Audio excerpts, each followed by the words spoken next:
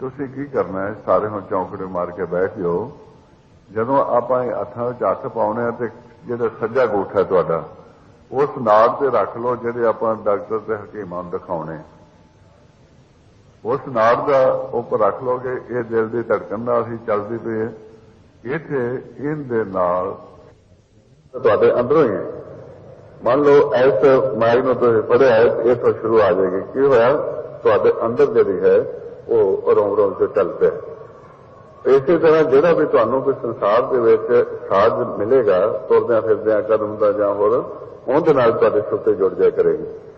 ਜੋ ਤਾਂ ਇਹ ਕਿ ਜਦੋਂ ਪੂਰਾ ਰੋਮ ਰੋਮ ਚੱਲ ਪਿਆ ਹੈ, ਚਾਹੇ ਵੈਸੇ ਦੀ ਆਵਾਜ਼ ਆਉਣੀ ਸ਼ੁਰੂ ਹੋ ਗਈ ਹੈ, ਫਿਰ ਜਦੋਂ ਤੁਸੀਂ ਹੋਰ ਸਹਿਜ ਵਿੱਚ ਚਲੇ ਗਏ ਤਾਂ ਜੋ ਮਹਾਰਾਜ ਗੁਰਬਾਣੀ ਦੱਸਿਆ ਅੰਮ੍ਰਿਤ ਸਦਾ ਵਸਦਾ ਬੁਝਣ ਬੁਝਣ ਹਾਰ ਗੁਰਮੁਖ ਜਿਨੇ ਬੁਝਿਆ ਹਰ ਅੰਮ੍ਰਿਤ ਰਖਿਆ ਅਵਤਾਰ। ਜਿਸ ਦਾ ਨਾਮ ਸਮਾ ਕੇ ਤੁਸੀਂ ਅੰਦਰੋਂ ਅੰਮ੍ਰਿਤ ਪੀਵੋਗੇ, ਅੰਦਰਲਾ ਅੰਮ੍ਰਿਤ ਤੁਸੀਂ ਦੇਖੋਗੇ ਕਿਵੇਂ ਬਾਰਿਸ਼ ਹੋ ਰਹੀ ਹੈ, ਕਿਵੇਂ ਕਿਨਵੇਂ ਜਿਵੇਂ ਬਾਹਰ ਬਾਰਿਸ਼ ਟਿਕਾਓ ਵਿੱਚ ਹੁੰਦੀ ਹੈ ਤੇ ਆਪਾਂ ਆਵਾਜ਼ ਸੁਣਨੇ ਆ ਉਹ ਕਣੀਆਂ ਦੀ ਆਵਾਜ਼। ਇਸੇ ਤਰ੍ਹਾਂ ਜਦ ਦਸਵੇਂ ਦੌਰ ਜਾ ਕੇ ਜਿੱਥੇ ਅੰਮ੍ਰਿਤ ਬਾਰਿਸ਼ ਹੋ ਰਹੀ ਹੈ ਜਦੋਂ ਤੁਸੀਂ ਆਵਾਜ਼ ਸੁਣੋਗੇ ਜੋ ਗੁਰਬਾਣੀ ਦੱਸੇ ਚਿੰਮ ਚਿੰਮ ਬਰਸੇ ਅੰਬਰਤਾਰਾ, ਉਹ ਅੰਦਰਲੀ ਜਦੋਂ ਆਵਾਜ਼ ਤੁਸੀਂ ਸੁਣ ਲਈ ਉਸੇ ਤੁਸੀਂ ਜਦੋਂ ਬਾਹਰ ਦੇਖੋਗੇ ਇਸ ਬ੍ਰਹਮ ਦੇ ਵਿੱਚ ਲਗਾਤਾਰ ਬਾਰਿਸ਼ ਹੋ ਰਹੀ ਅੰਮ੍ਰਿਤ ਦੀ। ਉਹਦੀਆਂ ਕਣੀਆਂ ਜਿਹੜੀਆਂ ਨੇ ਭੂਰ ਜਦੋਂ ਤੁਹਾਡੇ ਇਸ ਸਰੀਰ ਤੇ ਪੈ ਗਈ ਉਸ ਵੇਲੇ ਤੁਹਾਡਾ ਸਰੀਰ ਜਿਹੜਾ ਠੰਡਾ ਖਾਰ ਹੁੰਦਾ ਜਾਏਗਾ ਜਿੱਥੇ ਵੀ ਅੰਮ੍ਰਿਤ ਦੀ ਬੂੰਦ ਡਿੱਗੇਗੀ। ਉਦੋਂ ਨਾ ਤਾਂ ਕੁਝ ਦੇਖੋਗੇ ਵੀ ਬੱਦਲ ਹੈ ਨਾ ਕੁਝ, ਉਦੋਂ ਸਮਝੋ ਵੀ ਤੁਹਾਡਾ ਰੋਮ ਰੋਮ ਚੱਲਣ ਲੱਗ ਗਿਆ। ਤੁਹਾਨੂੰ ਬ੍ਰਹਮ ਵਿੱਚ ਜੋ ਬਾਰਿਸ਼ ਹੋ ਰਹੀ ਅੰਮ੍ਰਿਤ ਬਾਰਿਸ਼ ਅਨੁਭਵ ਹੋਣੀ ਸ਼ੁਰੂ ਹੋ ਗਈ, ਇਹ ਤੁਹਾਡਾ ਰੋਮ ਰੋਮ ਚੱਲ ਪਿਆ। ਉਸ ਤੋਂ ਬਾਅਦ ਅੰਦਰੋਂ ਤਾਂ ਤੁਹਾਨੂੰ ਅੰਮ੍ਰਿਤ ਆ ਹੀ ਰਿਹਾ ਹੈ। ਉਸ ਤੋਂ ਬਾਅਦ ਜਿਹੜਾ ਬਿਖਮ ਨਦੀ ਆਪਾਂ ਪਾਰ ਕਰਨੀ, ਇੱਥੇ ਤੁਹਾਡੇ ਜਦੋਂ ਰੋਮ ਰੋਮ ਤੁਸੀਂ ਸਿਮਰਨ ਸ਼ੁਰੂ ਕਰ ਦਿੱਤਾ, ਦਿਲ ਦੀ ਧੜਕਣ ਦੇ ਨਾਲ ਸੁਰ ਤੇ ਜੋੜ ਲਈ, ਸ਼ਬਦ ਸੁਣਨਾ ਸ਼ੁਰੂ ਕਰ ਦਿੱਤਾ, ਇੱਥੇ ਤੁਹਾਡੇ ਤਨ ਦੀ ਸਮਾਧੀ ਸ਼ੁਰੂ ਹੋ ਜਾਏਗੀ। ਉਸ ਤੋਂ ਬਾਅਦ ਆ ਗਿਆ ਬਿਖਮ ਨਦੀ ਨੂੰ ਪਾਰ ਕਰਨਾ। ਇੱਥੇ ਹੁਣ ਜਰਾ ਸਾਵਧਾਨ ਰਹਿਣਾ, ਜਿਵੇਂ ਕਾਲ ਨੇ ਰਸਤੇ 'ਚ ਅਰਚਨਾ ਪਾਉਣੀਆਂ ਨੇ ਵਿਚਾਰਾਂ ਦੀਆਂ ਫੁਰਨਿਆਂ ਦੀਆਂ, ਜਾਂ ਮਨ ਨੂੰ ਕਲੇਸ਼ ਜਾਂ ਤਨ ਨੂੰ ਕਲੇਸ਼ ਜਾਂ ਪਰਿਵਾਰ ਦੇ ਕਲੇਸ਼ ਜਾਂ ਹੋਰ ਕਲੇਸ਼ ਤੁਹਾਨੂੰ ਆਰਥਿਕ ਤੌਰ ਤੇ, ਇਹ ਜਿਹੜੀਆਂ ਰੁਕਾਵਟਾਂ ਨੇ ਪਾਉਣੀਆਂ ਨੇ ਇਹਨਾਂ ਤੋਂ ਸਾਵਧਾਨ ਹੁੰਦਿਆਂ ਜਾਣਾ, ਸ਼ਬਦ ਦਾ ਆਸਰਾ ਨਹੀਂ ਛੱਡਣਾ। ਫਿਰ ਅਖੀਰ ਦੀ ਇਹਦੀ ਸਟੇਜ ਰਹਿ ਜਾਂਦੀ ਹੈ, ਇੱਥੇ ਤੁਹਾਡੇ ਮਨ ਨੂੰ ਬਿਖਮ ਨਦੀ ਪਾਰ ਨਾ ਕਰ ਸਕੋ, ਪਾਸੇ ਤੁਹਾਨੂੰ ਲੈ ਜਾਏ। ਉਹ ਕਿਸ ਤਰ੍ਹਾਂ, ਇਹਦੇ ਵਿੱਚ ਇਹ ਵੀ ਜਿਹੜਾ ਸਾਵਧਾਨ ਰਹਿਣਾ, ਜਿਸ ਤਰ੍ਹਾਂ ਵੀ ਭਰੋਸੇ ਤੋਂ ਬਗੈਰ ਕੋਈ ਚੀਜ਼ ਨਹੀਂ ਚੱਲਦੀ ਤੇ ਭਰੋਸਾ ਸੰਸਾਰ ਸਾਰਾ ਭਰੋਸੇ ਤੇ ਚੱਲ ਰਿਹਾ। ਆਪਾਂ ਨੂੰ ਭਰੋਸਾ ਕਰਨਾ ਹੈ ਕਿਉਂਕਿ ਸਾਡੇ ਕੋਲ ਬੈਠੇ ਨੇ ਗੁਰਬਾਣੀ ਸਤਿਗੁਰੂ ਹਰ ਵਕਤ ਹਾਜ਼ਰ ਨਾਜ਼ਰ। ਜਦੋਂ ਅਸੀਂ ਆਸਰਾ ਲੈਣਾ ਇਹਨਾਂ ਤੋਂ ਪੁੱਛਣਾ ਹੈ, ਉਹਨਾਂ ਗੁਰਮੁਖਾਂ ਜਿਹੜੇ ਸੰਤ ਜਿਨ੍ਹਾਂ ਨੂੰ ਆਪਾਂ ਕਹਿੰਦੇ ਹਾਂ ਗੁਰਮੁਖ ਸਾਧੂ ਜਨ ਕਹਿੰਦੇ ਹਾਂ, ਮੰਨ ਲਓ ਕਿ ਜਿਹੜਾ ਵੀ ਕੋਈ ਸੰਤ ਹੈ ਉਹਨੇ ਕੀ ਕਰਨਾ, ਉਹਦੀ ਡਿਊਟੀ ਹੈ ਅਕਥ ਕਥਾ ਸੁਣਾਉਣੀ। ਮੰਨ ਲਓ ਸੰਗਤ ਵਿੱਚ ਸੰਤਾਂ ਦੇ ਵਿੱਚ ਉਹਨੇ ਸਰੀਰ ਦੇ ਵਿੱਚੋਂ ਸੂਖਮ ਰੂਪ ਨੂੰ ਉੱਪਰ ਉਠਾ ਲੈਣਾ ਹੁੰਦਾ, ਸੁਰਤੀਆਂ ਫੁਰਨਿਆਂ ਤੋਂ ਰਹਿਤ ਕਰਕੇ ਜਿਹੜਾ ਸੁਰਤੀ ਨੂੰ ਸਰੀਰਾਂ ਤੋਂ ਉੱਪਰ ਉਠਾ ਕੇ ਉਹਨੇ ਸਫ਼ਰ ਕਰਾਉਣਾ ਹੁੰਦਾ। ਮੰਨ ਲਓ ਵੀ ਜਿਵੇਂ ਹੁਣ ਆਪਾਂ ਹੀ ਚੱਲ ਰਹੇ ਹਾਂ, ਮੈਂ ਵਿਚਾਰ ਕਰ ਰਿਹਾ, ਤੁਸੀਂ ਸੁਣ ਰਹੇ ਜੇ ਫੁਰਨਿਆਂ ਤੋਂ ਰਹਿਤ ਹੋ ਕੇ, ਕੀ ਹੋਇਆ ਮੇਰੀ ਸੁਰਤੀ ਤੁਹਾਡੀ ਸੁਰਤੀ ਅਗਵਾਈ ਕਰ ਰਹੀ ਹੈ ਇਸ ਮੰਡਲ ਵਿੱਚ ਲਿਜਾ ਕੇ ਮਿਲਾਉਣਾ ਹੈ। ਕਿਹਨੂੰ ਮਿਲਾਉਣਾ? ਜਿਹੜਾ ਨਿਰੰਕਾਰ ਹੈ, ਜਿੰਦਾ ਕੋਈ ਚੱਕਰ ਨਹੀਂ, ਚੈਨ ਨਹੀਂ, ਵਰਨ ਨਹੀਂ, ਜਾਤ ਨਹੀਂ, ਪਾਤ ਨਹੀਂ, ਰੂਪ ਨਹੀਂ, ਰੰਗ ਨਹੀਂ, ਰੇਖ ਨਹੀਂ, ਪੇਖ ਨਹੀਂ, ਉਹ ਸੱਚ ਨੂੰ ਮਿਲਾਉਣ ਲੈ ਕੇ ਚੱਲੀਏ। ਤੁਹਾਡੀਆਂ ਸੁਰਤੀਆਂ ਨਾਲ ਸਫ਼ਰ ਕਰ ਰਹੀਆਂ ਨੇ। ਤੇ ਕੀ ਹੋਇਆ, ਅੱਗੇ ਬਿਖਮ ਨਦੀ ਆ ਗਈ ਜਿਹੜੀ ਮੰਨ ਲਓ ਕਿ ਮੈਂ ਨਹੀਂ ਉਹ ਪਾਰ ਕੀਤੀ ਤੇ ਮੈਂ ਤੁਹਾਨੂੰ ਛਪਾਉਣ ਵਾਸਤੇ ਕੀ ਕਰਾਂਗਾ ਇੱਥੇ। ਜੇ ਤਾਂ ਮੈਂ ਪਾਰ ਕੀਤੀ ਹੋਈ ਤੇ ਤੁਹਾਨੂੰ ਨਾਲ ਲੈ ਕੇ ਚਲਾ ਜਾਵਾਂਗਾ, ਜੇ ਨਹੀਂ ਕੀਤੀ ਤੇ ਇੱਥੇ ਕਾਲ ਦੀ ਡਿਊਟੀ ਹੈ ਅਖੀਰਲੀ ਸਟੇਜ। ਇੱਥੇ ਮੈਂ ਤੁਹਾਡੇ ਨੂੰ ਕੀ ਕਹਾਂਗਾ ਜੀ, ਇੱਕਦਮ ਤੇ ਤੁਸੀਂ ਜੇ ਕਿਸੇ ਨੇ ਗੁਰੂ ਨਾਨਕ ਦੇ ਦਰਸ਼ਨ ਕਰਨੇ ਨੇ, ਗੁਰੂ ਗੋਬਿੰਦ ਸਿੰਘ ਦੇ ਦਰਸ਼ਨ ਕਰਨੇ ਨੇ, ਕ੍ਰਿਸ਼ਨ ਭਗਵਾਨ ਦੇ ਕਰਨੇ ਨੇ, ਵਿਸ਼ਨੂੰ ਭਗਵਾਨ ਦੇ ਕਰਨੇ, ਕਿਸੇ ਦੇਵੀ ਦੇ ਦਰਸ਼ਨ ਕਰਨੇ ਨੇ, ਕਿਸੇ ਜੋਤ ਦੇ ਦਰਸ਼ਨ ਕਰਨੇ ਨੇ, ਜਿਸ ਵੇਲੇ ਤੁਸੀਂ ਦਰਸ਼ਨ ਕਰਨਾ ਚਾਹੁੰਦੇ ਜੇ ਬੰਦ ਕਰੋ ਦਰਸ਼ਨ ਹੋ ਜਾਣਗੇ। ਕੀ ਹੋਇਆ, ਸਾਨੂੰ ਸੋਚਣ ਦਾ ਮੌਕਾ ਨਹੀਂ ਤੁਹਾਨੂੰ ਦਿੱਤਾ। ਫੁਰਨਿਆਂ ਤੋਂ ਰਹਿਤ ਹੋ ਕੇ ਤੁਸੀਂ ਸਫ਼ਰ ਕਰ ਰਹੇ, ਜਗ ਨਾਲ ਰੋਕ ਦਿੱਤਾ, ਨੇਤਰ ਬੰਦ ਕਰਾ ਕੇ ਕਿਹੜੇ ਪਾਸੇ ਪਾ ਦਿੱਤਾ ਵੀ दिखाई देने वाले पास तुसीं की कीता आपदे अंतरगत फुरना बना लिया। किसी ने गुरु नानक देव देखण दा, किसी ने विष्णु भगवान नूं देखण दा, किसी ने कृष्ण भगवान नूं देखण दा, कि शिव जी नूं देखण दा, कि माता नूं देखण, किसी ने जोत देखण दा जगदा फुरना बना लिया। इसे गुरबाणी ने दस्या है आवन जान खेल बनाया आज्ञाकारी की नी माया।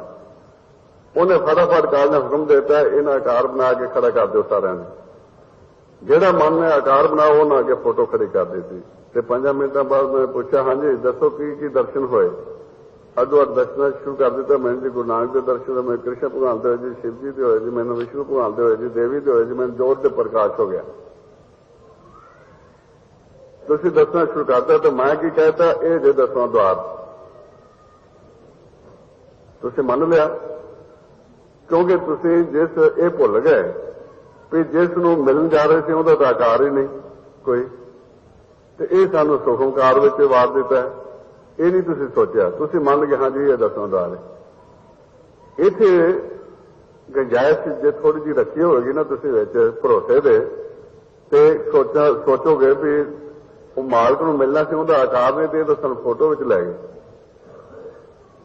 समझ गए ना। इत्थे हुण सावधान रहना है। इत्थे हुण गुरु ग्रंथ साहिब जी आपां नूं मना कर रहे हैं भी ये जिहड़ा तुसीं सूखम आकार देखिआ है मिर्ग तृष्णा है। जिस तरह मिर्ग नूं प्यास लगी है वो मारू थल विच विचर रहा है, सूरज ਦੀਆਂ किरणां धरती ते पईआं ने, लहर उठी है, उहनूं पानी समझ बैठा है। ਉਹਦੇ ਵਿੱਚ ਪਾਣੀ ਅਸਲ ਵਿੱਚ ਨਹੀਂ ਸੀ, ਉਹਦੇ ਵਿੱਚ ਉਹ ਫਿਰਦਾ ਜਾਣ ਗਵਾ ਬੈਠਾ। ਇਹ ਤੇ ਹੁਣ ਗੁਰਬਾਣੀ ਨੇ ਦੱਸ ਦਿੱਤਾ ਵੀ ਜਿੱਥੇ ਹੁਣ ਤੁਹਾਨੂੰ ਦੱਸਿਆ ਹੈ ਇਹਨੂੰ ਮਿਰਗ ਤ੍ਰਿਸ਼ਨਾ ਦੱਸਦਾ ਹੈ। ਚਾਹਤ ਉਤਪਨ ਹੋਇਆ ਸੀ ਵੀ ਸੱਚ ਨੂੰ ਮਿਲਣ ਦਾ, ਤੇ ਹੋਇਆ ਕਿ ਗੰਧਰਮ ਨਗਰੀ ਵਿੱਚ ਵੜ ਗਏ। ਇਹਨੂੰ ਕਹਿੰਦੇ ਗੁਰਬਾਣੀ ਗੰਧਰਮ ਨਗਰੀ, ਹਰ ਚੰਦੌਰੀ, ਮਿਰਗ ਤ੍ਰਿਸ਼ਨਾ, ਮਾਇਆ ਜਾਲ।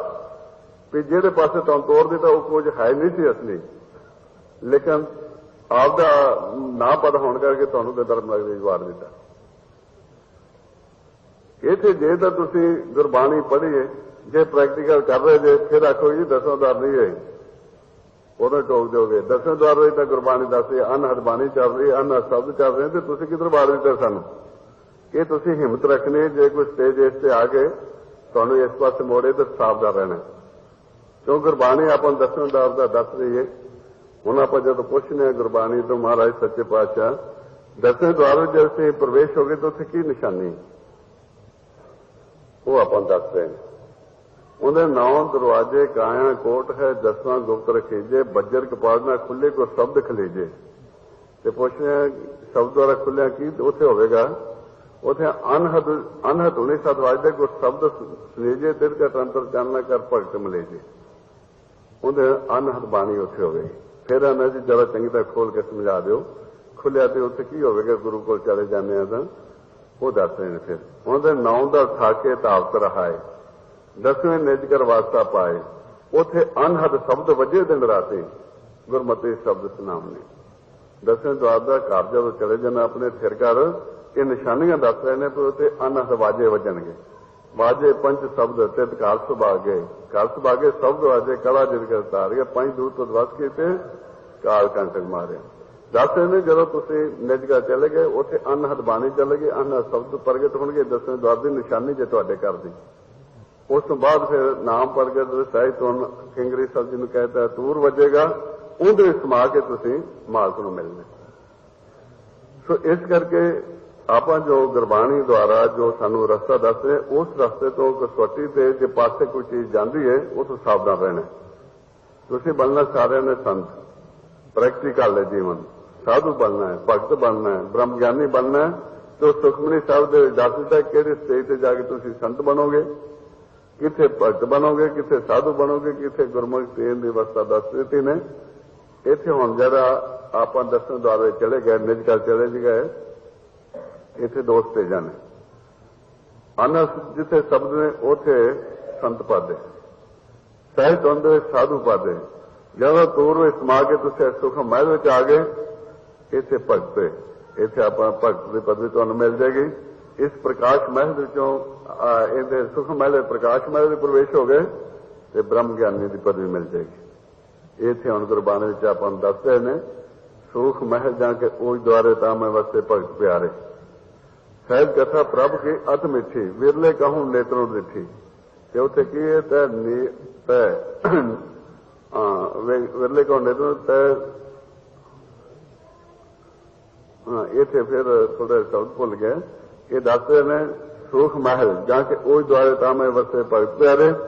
सहज कथा प्रभ की अत मिठी विरले कहूं नेत्रों दी तय गीत नाद अखारे संगा वहां संत करे है रंगा। ये संत की पदवी दस दी ने। अगे बाबा कबीर जी को आप साधु की पदवी सह सुन गए। इथों बाद अगे ब्रह्म ज्ञानी का स्थान है। हुण ये जिदा भगतां दा वासा है जिथे अपना आत्म मंडल है, जिथे आप बसते हैं, उस निरंकार का महल है। किहड़ा महल आप दस रहे ने? इसनूं महल भी कह दिता है। अज जिहड़ा सुखमकार है इनू चबारा भी कह दिता ने। इत्थे हुण आपां नूं गुरबाणी दसवें पछाण करा रहे हैं। जिस चबारे दे विच, जिस महल दे विच वो निरंकार का वासा है, जिस विच आपां चारे खानियां एक परिवार के रूप में उनके घर विच वसने हैं और वो अपने अंदर टकसाल खोल के शब्द बोलता पिया। इत्थे फरमा रहे ने उनके पुड़ धरती पुड़ पानी आसन चार कोट चबारा सगल पुण की मोर देखा मुख तेरे टकसाला। वो फरमाता है गुरबाणी गुरु ने निरंकार का घर। उन्होंने ने भी धरती जिहड़ा फर्श हेठला आकाश छाते चारे बाहियां जड़ियां ने उनकी सपोर्टा ने। ये उनका चबारा जिंदे विच आपां चारे खानियां उनका परिवार के रूप में वस रहे हैं ते अपने अंदर वो टकसाल खोल के बैठा होया है जो आप बचना आप कर रहे हैं एक दूसरे का।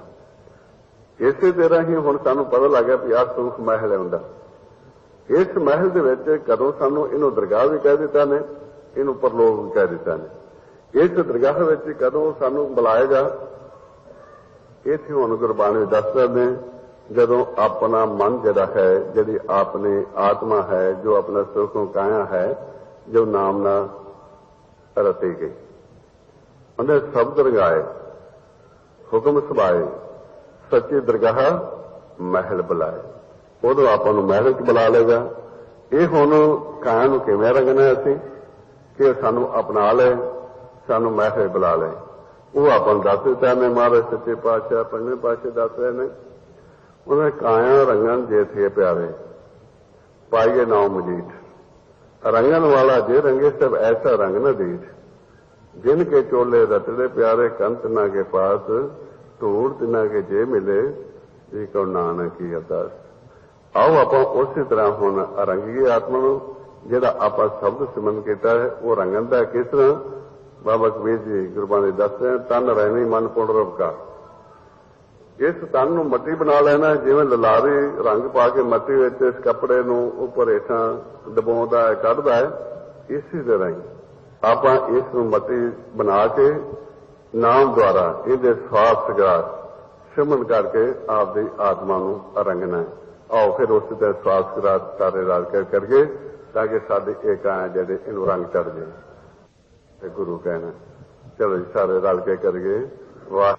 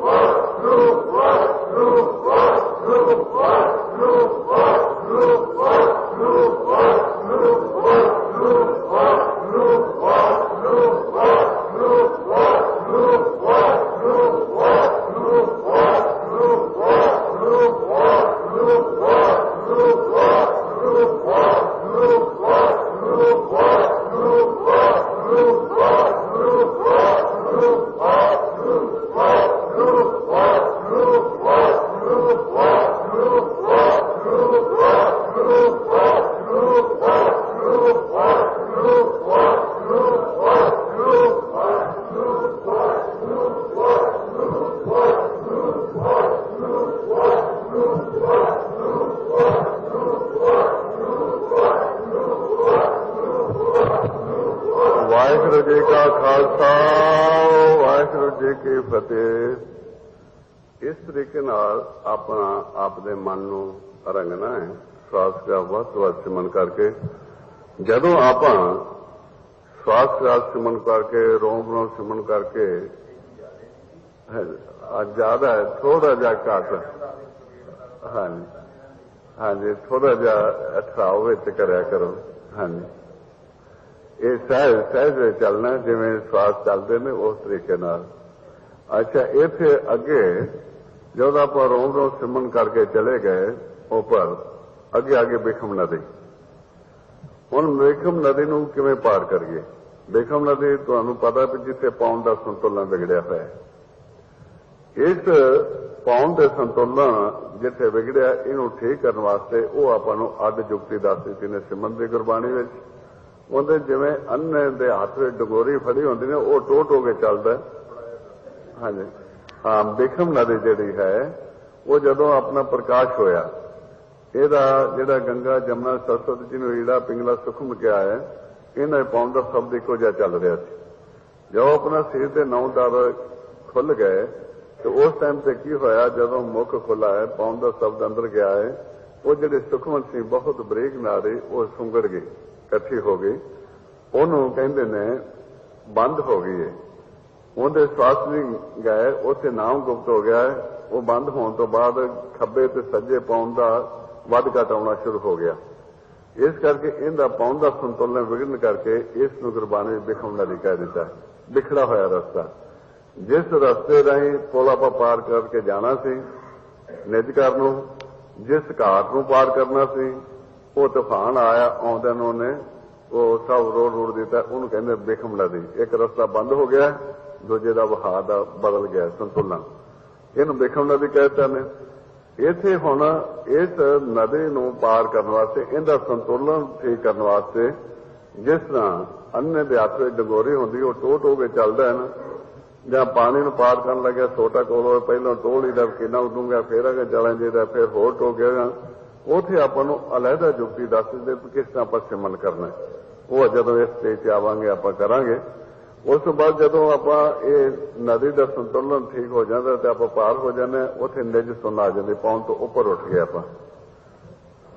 ਜਦੋਂ ਉੱਥੇ ਚਲੇ ਗਏ ਫਿਰ ਬੇਨਤੀ ਕਰਦੇ ਹਾਂ ਜੀ ਜੋ ਤੁਸੀਂ ਰਸਤਾ ਦੱਸਿਆ ਸੀ ਉਹ ਅਸੀਂ ਸਾਰਾ ਪਰਿਵਾਰ ਪਾਰ ਕਰਕੇ ਆ ਬੈਠੇ ਹਾਂ। ਹੁਣ ਜਿਸ ਤਰ੍ਹਾਂ ਸੰਸਾਰ ਵਿੱਚ ਆਪਾਂ ਕੰਮ ਕਰਨੇ ਆ ਤਨ ਨੂੰ ਮੈਲ ਲੱਗ ਜਾਂਦੀ ਕੱਪੜਾ ਮੈਲ ਲੱਗ ਜਾਂਦੀ ਧੋ ਲੈਂਦੇ ਆ ਸਾਫ਼ ਕਰ ਲੈਂਦੇ ਆ।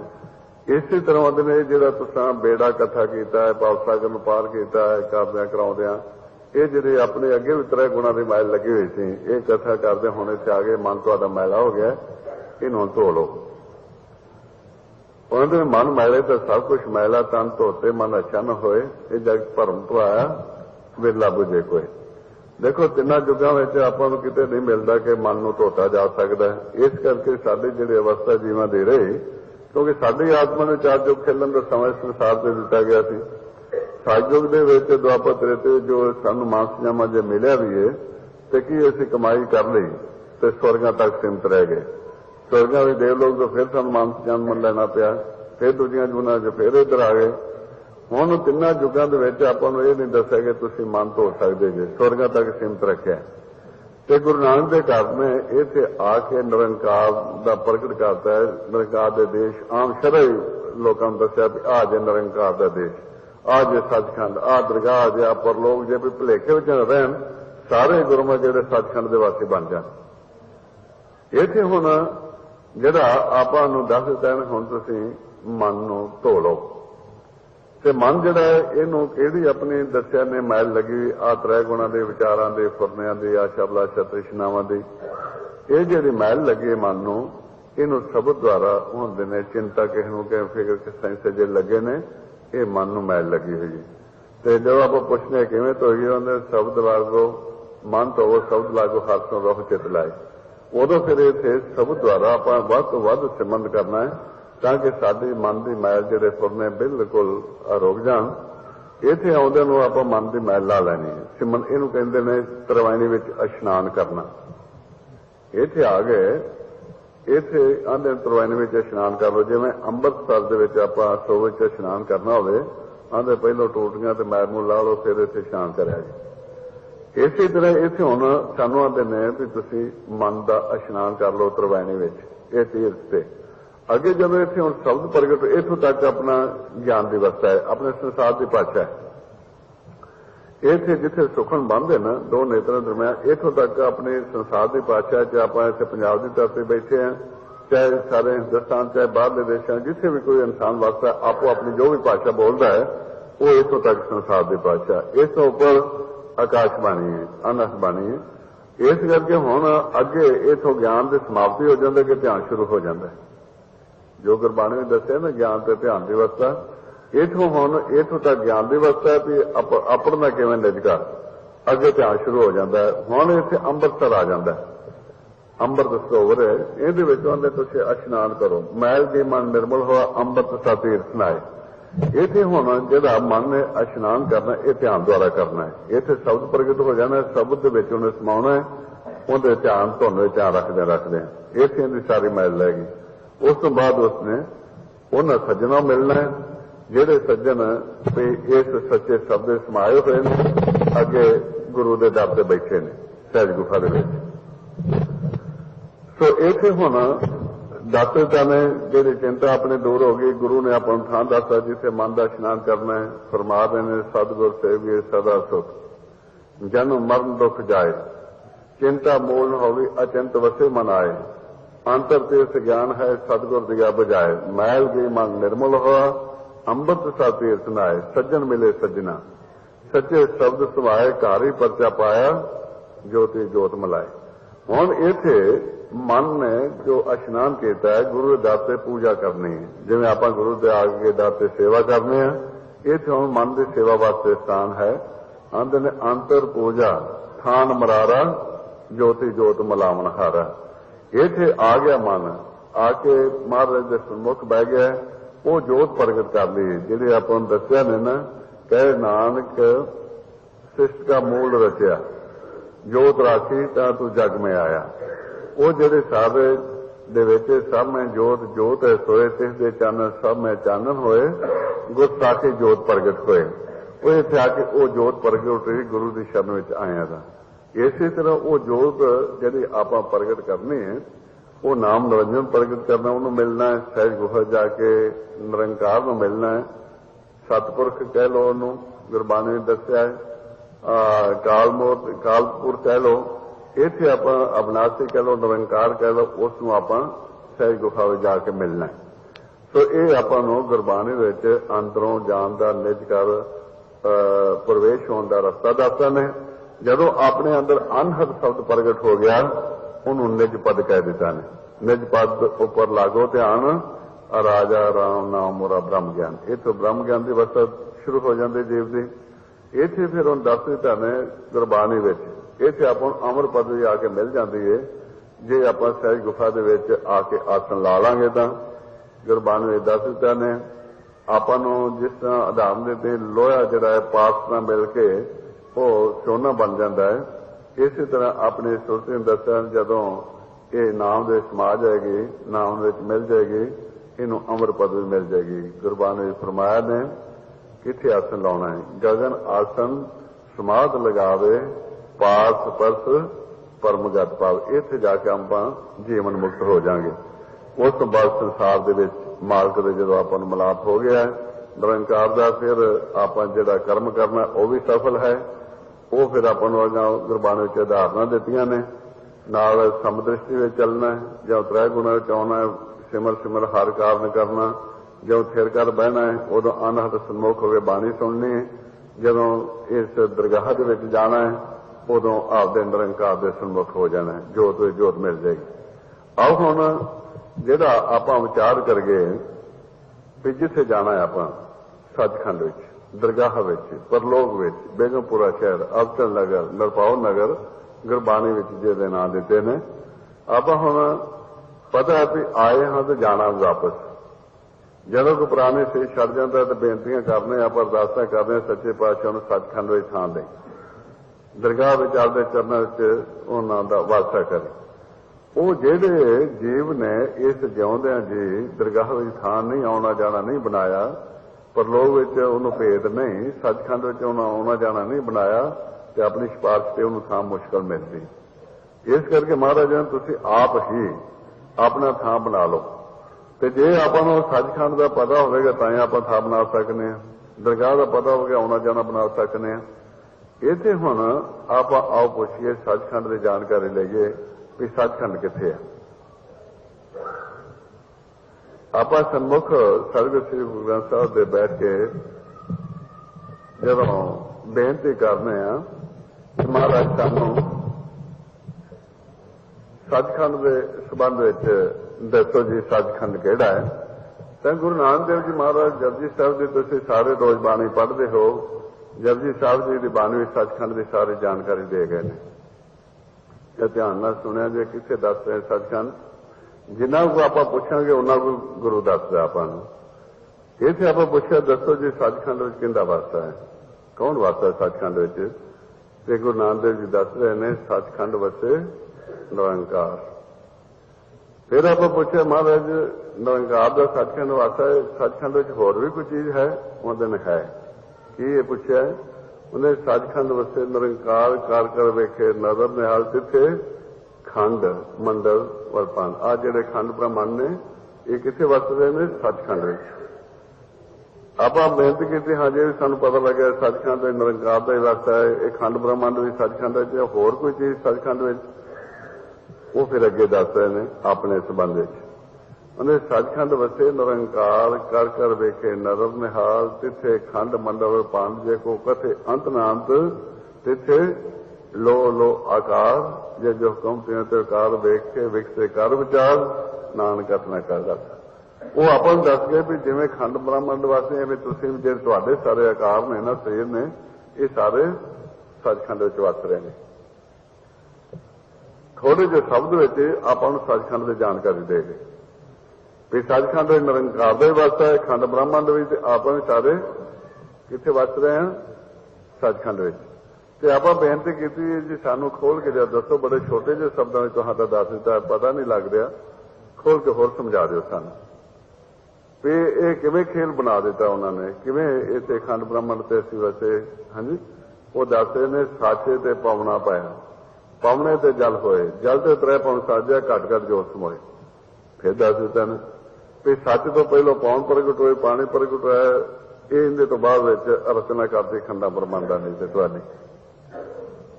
फिर आपां बेनती करने आ कि तुसीं सानू इस मंडल दी दसो साडा किवें होंद विच आया, साडी धरती जिहड़ी है ये किवें होंद विच आई ते असीं साडे शरीर किवें होंद विच आए, ये सानू साडा इस समझा दिओ ताकि सानू पता लग जाए जिवें ये होंद विच आया समझ लांगे भी दूजे भी आए ने इस तरह होंद विच।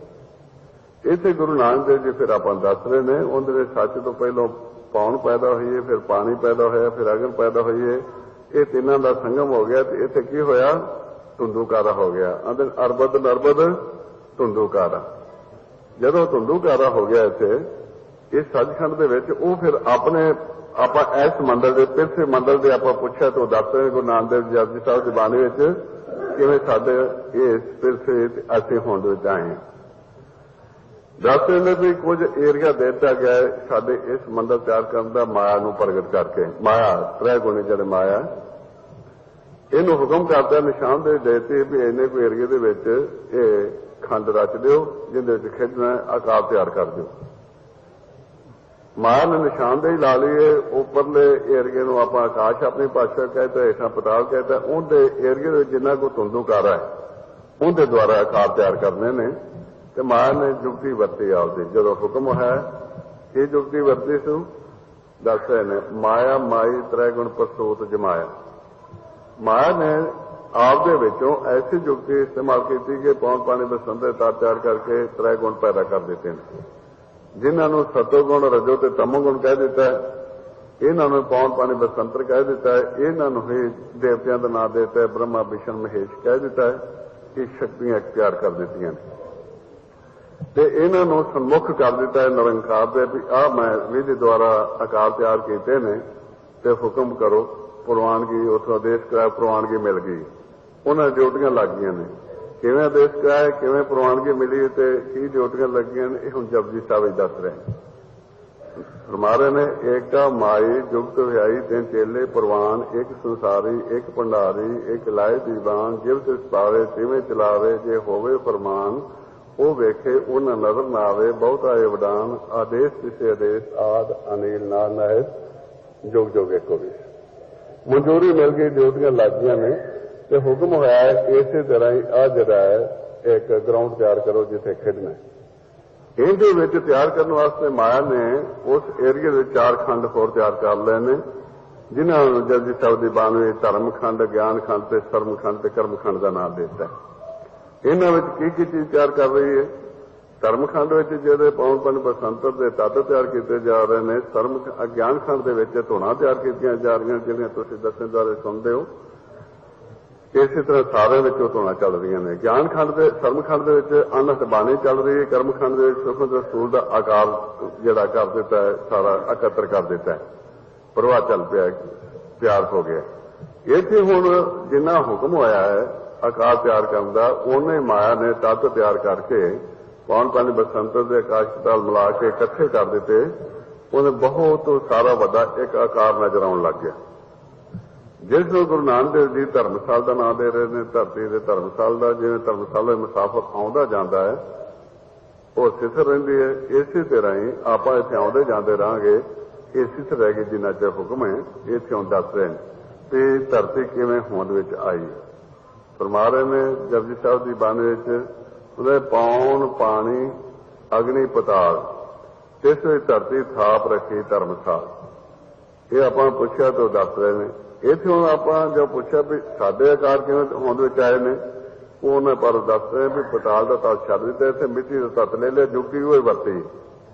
फरमा रहे ने पौन पानी अग्नि पताल तिस विच धरती थाप रखी धर्मशाल तिस विच जी जुगत के रंग तिनके नाम अनेक अनंत ते जिन्ना हुक्म होया है उन्हें इन्हां पौन पानी बसंतर तो आकाश मिट्टी का तैयार कर काल खड़े कर दिते जिन्होंने आप 84 लाख जून कहने गुरबाणी विच 84 लाख जून जिन्हों दस्या गया फिर असीं जिहड़े इस पौन पानी बसंतर तो जिहड़ा साडा सिर तैयार होया है इस दी जरूरत है इन्हां चीज़ां दी इस करके अज खाली खड़ा तुसीं देख रहे हो जिन्हें सानू चारे खानिया जरूरत है जीवां नूं पौन पानी बसंतर की उन्ना सूखम रूप में पौन पानी बसंतर इको जिहा समान अंतर छड्ड दिता है ताकि सारे लोड़ अनुसार मिलता रहे बाकी जो पानी बनया बचा धुंधुकार समुद्रों के रूप इकट्ठा कर दिता गया सूखम पौन सूखम इकट्ठा कर दिता गया अग्न कोई गैसा तेलों के रूप स्टोर कर दिता गया हुण इसी तरह ये सारे हुक्म खेड चल रहा है जदों इस ब्रह्मांड सानू जीवन को पाउण की घाट महसूस होती है उस स्टोर की तूफान लिया के छड्ड के समानांतर कर जाते हैं जे पानी की घाट पैंदी है जुगती द्वारा बारिश लिया के उत्थे कर जाते हैं जिथे अग्न की घाट है उत्थे वो ज्वाला फड़दा है उत्थे गरमाइश पूरी कर जाता है ये सारा हुक्म आंदे ने चल रहा है क्यों दस कहना भी जिस तरह तुहाडा ये तैयार किया गया खंड इसी तरह दूजे ने उन्हें कहते पौन पानी बसंतर कहते कान महेश कहते बरमे कार्त कट गए और रूप रंग के भी इस संबंध में जो ब्राह्मण शरीर पैदा कर दिता है जो तुसी लभना है वो आपके शरीर ही लभना इस करके वो आपां सारा खेल आपां समझाता है गुरबाणी के जिहड़ा आपां हुण वो समझ के खेल खेलन लगे हुए हैं सो इस करके हुण आपां भेद दे दिता ने ते आ जिहड़ा सचखंड दे विच तुहाडी ये धरती बनी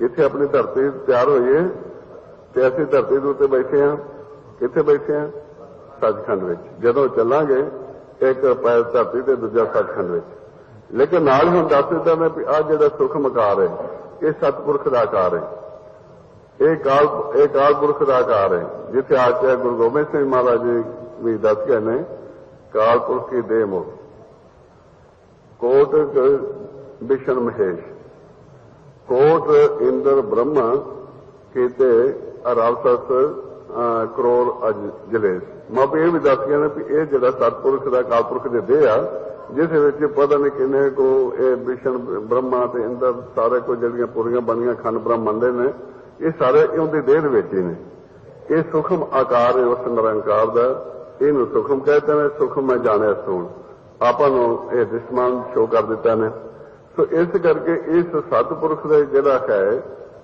साडे अंदर है जिहड़ा आकार परिवार है, ये गुरबाणी सुखमनी साहिब दसदा सतपुरख साहब मैं रहा समाने। वो जिहड़ा सतपुरख जिहड़ा असीं बाहर उहनूं लभना सो असीं शब्द द्वारा आपदे अंदरों उस नूं मिल लैणा ते बाहर जदों आप इत्थे सुख महल विच आ गए, इस नूं दरगाह भी कहते हैं जे सुखों, क्योंकि इथों असीं प्रगट होए हैं, इथों ही साडे पौन पानी बसंतर पैदा होए ने, शरीर तैयार होया, इत्थे असीं समा जाना।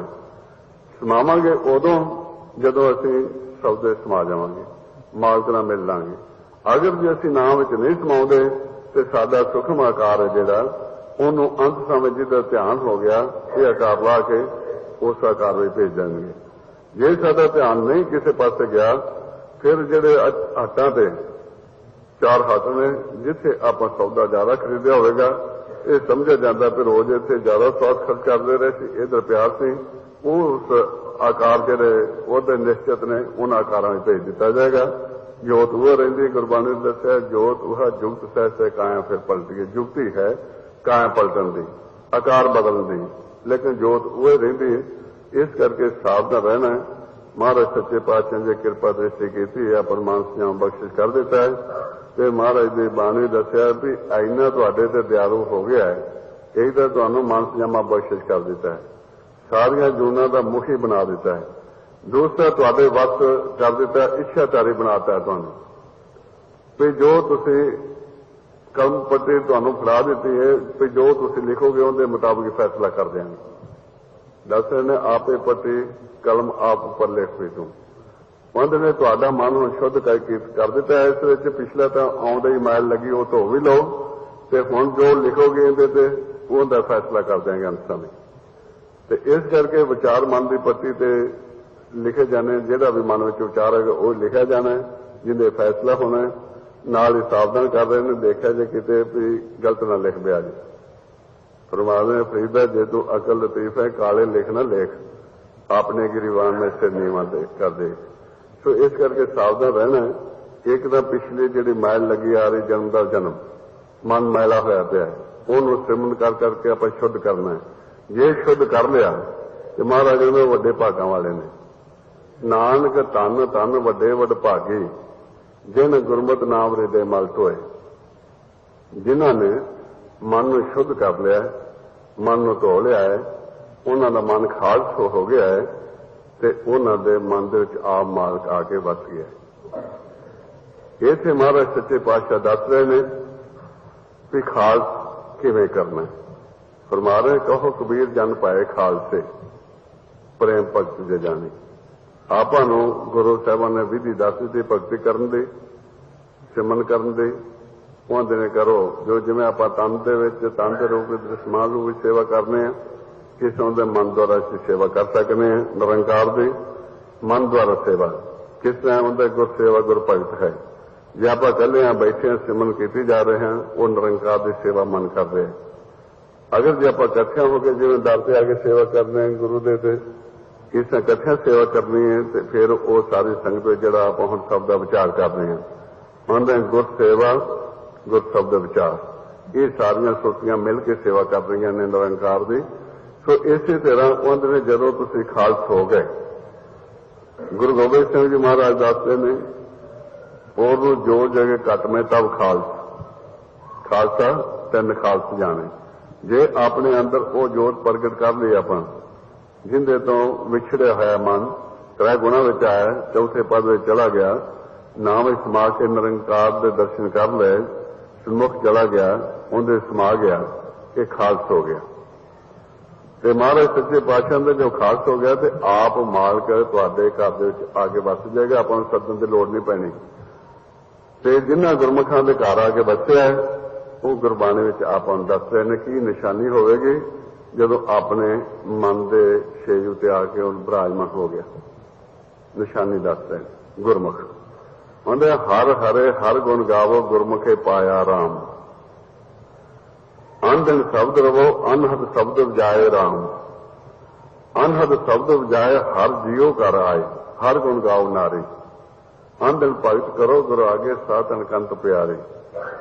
गुर का शब्द वस्या का अंतर से जन शब्द सहाय, तिन का साधे सोला ਨਾਨਕ ਤਿੰਨ ਕਾ ਸਾਧ ਹੀ ਸੋਹਿਲਾ ਹਾਰ ਕਰ ਕਿਰਪਾ ਕਰ ਆਏ।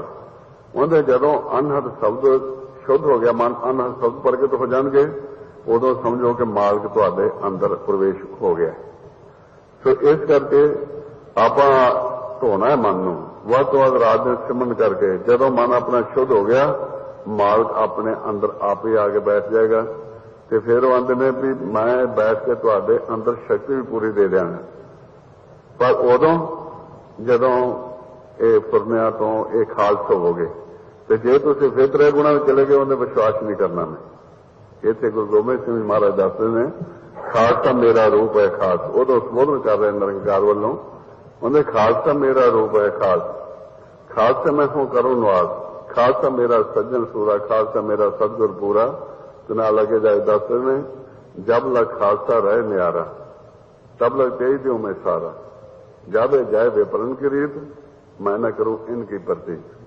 सो आपने देखना है कि गुरु साडे ते किस तरह प्रतीत करे, ते सानू भरोसा किवें गुरु ते आवे। जे गुरु ते भरोसा आ गया सिख नूं, ते सिख ते गुरु दे प्रतीत वध गई है, ते चाहे वह डरते है, ते चाहे घर है, ते चाहे महिला दे विच उनकी रखिया करता है। क्योंकि उस वक्त जदों अपना लैंदा है, अंमृत की दात देंदा, निशानी सुहागना उदों आपां बनदियां जदों अंमृत रस आउणा शुरू हो जाता है, उदों आपां नूं अपना लैंदा है। इत्थे हुण दसदे ने, आराम रसैन गुरमुख चाखे, दर घर मैली हर पत राखे, उनकी आप इज्जत रखदा है। फिर अंग संग हुंदा हुंदे, चाहे जागत अवस्था चाहे सुता होया, उठत सोवत हर संग पैरे ते हुंदा है। इस करके आपां उनकी खुशी लैनी है। ते देखो जे उन्हां नूं प्रतीत आ गई अपने ते, जिन्हां नूं प्रतीत आई है, देखो सती वाह नहीं लगन देती। अपने हरगोबिंद साहब ने भाई इन्हां विधि चंद नूं भेजिया पट्टी विच दशाले लैण वास्ते। जदों कि काबुल तो आई संगत तो खोले सी नवाब ने, उथे जाके बाबा बिधि चंद ने भेस बदले आए बेगम का करके, सारे दशाले ले गिरले ने, भेद खुल गया, घेरा पै गया, चारे दर बंद हो गए ने, घर की तलाशी शुरू हो गई। ते पटियारा है उहदे कोल आके खड़े हो गए ने, ते उहनूं पुछदा पटियारे नूं कि मैं जाना सी ते घेरा पै गया, हुण मैनूं कोई पनाह दिओ, मैं गुरसिख हां। उहनूं बुरका चुक के दिखाया। उन्हें आख्या भाई घर घर की तलाशी भी शुरू है, गेट बंद ने, मेरे को कोई थान नहीं पनाह देने वाली। जे गुरदा सिख है तेन गुरु के प्रतीत है? उन्हें हाँ जी भरोसा है मैनू गुरु आदे। उन्हें फिर मेरे को आप पट है गई इहदे विच वड़ जा। उन्हें आख्या चुक, फिर कढ़ाया, उन्हें कढ़ाया चुका, उन्हें शाल मारती, उन्हें अग डाई जी। हुण गुरु ते भरोसा सी ते गुरु नूं सिख ते प्रतीत सी। आप भाई की डोली बैठे ने तो उत्थे रखिया कर रहे, सती वाह नहीं लगन दी। सो इसी तरह जदों सानू गुरु ते भरोसा वध गया ते गुरु नूं साडे प्रतीत आ गई, फिर भावें अगन की भट्ठी विच बैठे जे, ते चाहे घर दे जे दर जे शहर जिथे भी तुसीं जे, वो आप रखिया करदा है। ते इस करके उन्हां नूं भरोसा दिवाउण वास्ते प्रतीत आपां कोई करन अपने ते, वो अंदर बैठा है, बाहर नहीं। बाहर भी देखदा, अंदर बैठा देखदा है। उन्हें तू घट घट अंतर की जान, भले बुरे की पीर पछाण।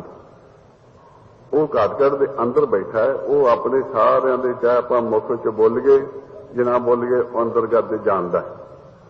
तो ये सारा उनका खेल है, इनू समझण की लोड़ है। ये फरमा रहे ने, तू घट घट अंतर सरमण अंतर, सब पुरख सब मेरा समान, एक दात एक पखारी जी, सब तेरे चोज उडान। ये उनके चोज ने, खेल है। एक नू अमीर बना दिता, एक नू गरीब बनाता, एक नू दादा बनाता, एक नू मगता बनाता। ये देखना है दादा जो बनाया है वो इस खेल में तो नहीं बनाता, काल के खेल में। काल का हुण खेल है तो थोड़ा जिहा समझ आ जाए, सावधान रहा जे काल तो। ये काल के सुपुर्द मन नूं कीता है ते कोशिश करनी काल ने मन जिहड़ा है, इनका खजाना जिहड़ा है, ये रजो या तमोगुण हट पे खर्चा जाए। ये कोशिश करता है कि जो सतोगुण हाथे जे सतोगुण चले संत मार के मालक नूं मिल ले, कोशिश करता है इस हद तो पिछा रखता है।